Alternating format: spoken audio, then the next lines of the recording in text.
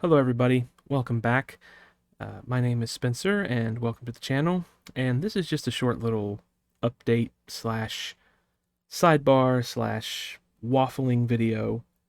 It's been a couple weeks since I put out a video, and I just didn't want to create the sense that, this channel was maybe stagnating or something. It's not. In fact, things have gotten a heck of a lot busier around here than I'd originally anticipated. So, first and foremost, the tie interceptor, I am working on that. I've gotten the cockpit mostly painted and detailed. It's over in my drying booth, or my spray booth, which I set up as a drying box to the left here. Um, I just got it up to temperature and I'm starting to bake the paint in, so I don't want to disturb that right now, but I am chipping away at that. I've gotten the uh, paint order all sorted and figured out. I've got a build order figured out. I know what I'm going to be doing with the base. At this point, it's just a matter of doing it.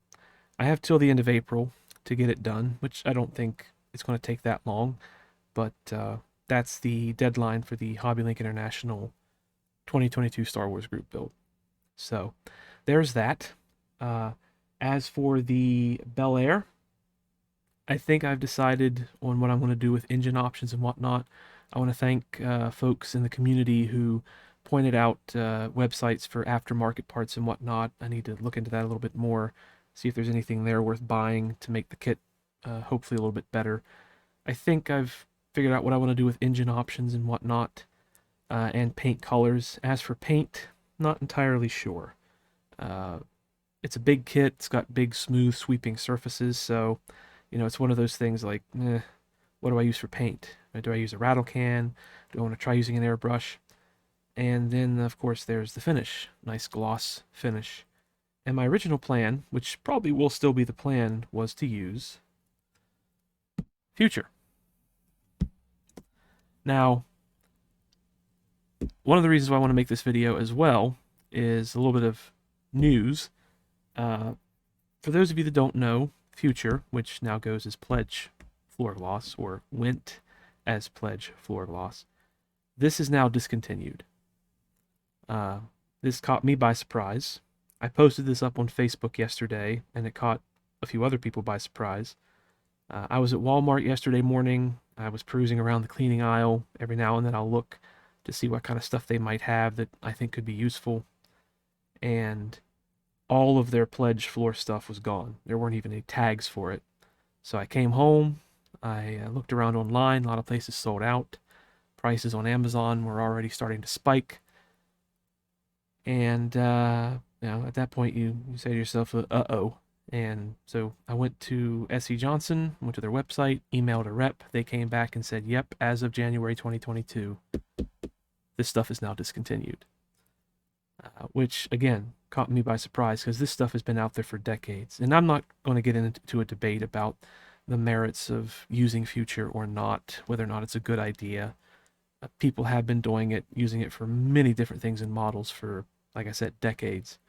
So it's kind of a shame. I suppose if you really want to be optimistic about it, you could think, oh, they're just doing a rebranding or relabeling. But the way the email sounded, I don't think this stuff is coming back. So for those of you that do use Future, you might want to check your local shops and things, maybe where inventory doesn't move as quickly, and see if you can find a bottle or two to stock up on. I've got about, I think, 4 fairly full bottles at this point, so I'm kind of good for a while. And a big thank you to those, especially on Facebook, that pointed out some alternatives that you can use. I think Bona or Bana, I don't know how you pronounce it. I think that's one brand.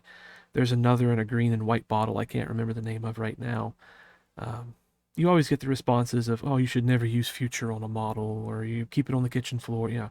That's great. I don't really care what people think that way. I've used it and I like it. But a big thank you to everyone who's pointed out alternatives that I may try at some point or another. But anyway, yeah, gone. I'm still probably going to be using Future on the Bel Air as a gloss seal and maybe a final finish because you can polish it. I've never actually polished a kit before, but I think the Bel Air might be a good excuse to give that a try. But that's where I'm at with the Interceptor and the Bel Air. As for other stuff, modeling related, my Anycubic Photon-S, I've decided to pull it out of the box and dust it back off. The only reason I really haven't done a lot with that printer since I've had it is because there's really no place to set it up. I won't go into the details, but there's no place in the house besides the basement where I can put it to print. Um, and because of that, it's a bit too cold down here. It doesn't get much above 70, even in the height of summer, and I think that's just a bit too cold for the resin. So I'm working on a mod to get the temperature up inside the printer. And the Photon-S presents its own unique challenges in terms of heating and venting, which again I won't get into. If I'd been smart, I would have waited and got like an Elegoo Saturn or a Mono X, but I didn't. So I won't go into detail on the mods I'm doing, but I will give you a hint. It involves one of these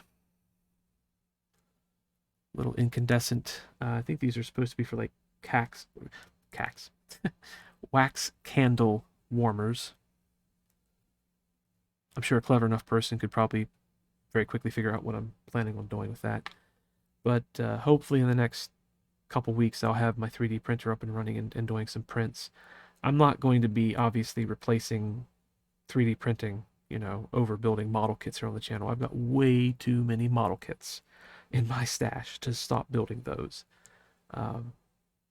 I build an order of magnitude slower than I collect, and that's not really tenable at this point. I'm running out of space to keep my models stored.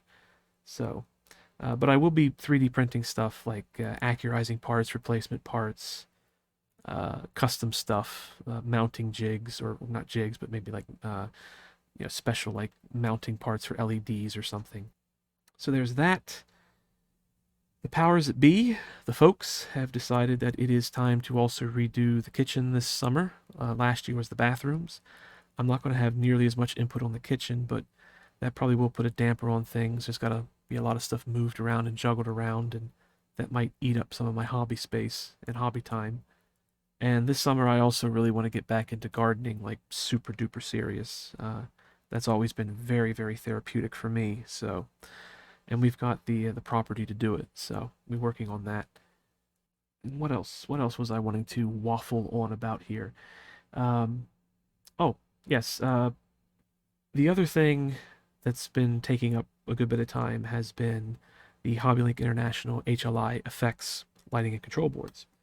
Now, for those of you that don't know,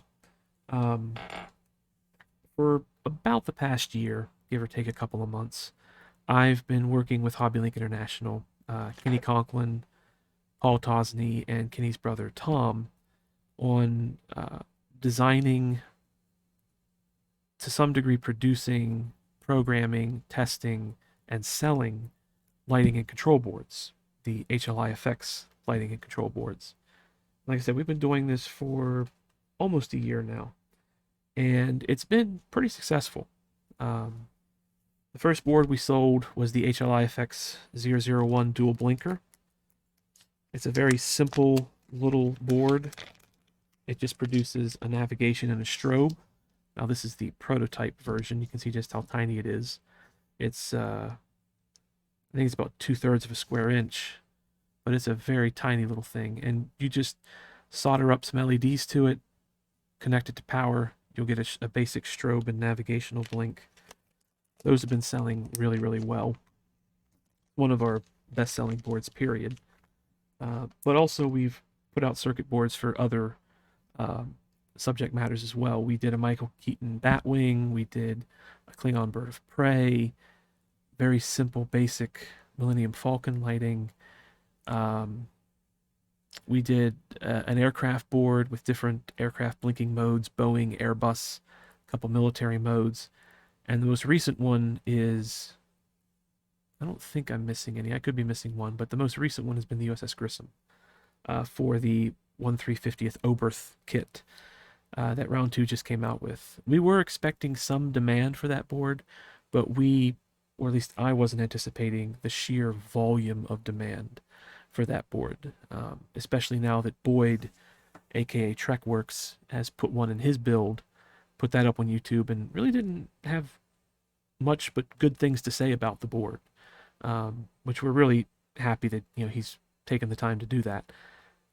So demand's only going to get bigger, and we are trying to keep up with demand. Boards keep selling out, and I'm not to complain too much, but supply chain issues, chip shortages, stuff going on in the world right now is not making it easy to get a hold of parts and doing the assembly. Because, like I said, we're doing everything ourselves. We do it all in house.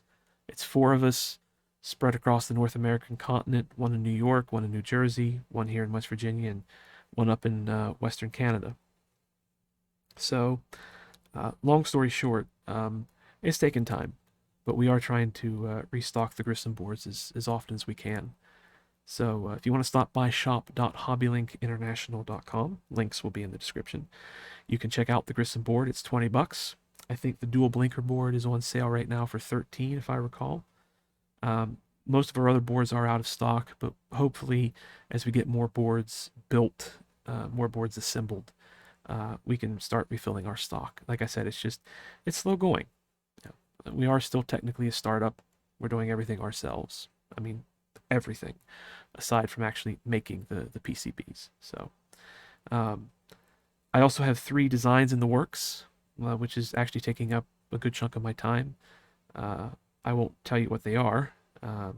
Kenny Conklin over in the HLI live streams, when he has done live streams, he's sort of in a weird purgatory right now because of his internet connection. But there's been some hints dropped over on his live streams about what boards we're working on. But I won't go into details here. But anyway, point is, there are lots and lots and lots of things happening here on the workbench. So yeah, just been super busy, but I wanted to give you guys an update because, on my channel trailer, I talk about building models. I talk about working on the HLIFX boards. I mentioned doing 3D printing. That stuff is happening. It is coming, hopefully over the course of the next couple or few months. But yeah, things have just been super busy. Just thought I'd waffle on here a little bit. I think I've waffled on enough, so I'll call an end to the video here. Like and subscribe, click the bell icon, comment down below. And until the next video, which will hopefully be an update on the Interceptor, take care, stay safe, and happy modeling. Bye-bye, everybody.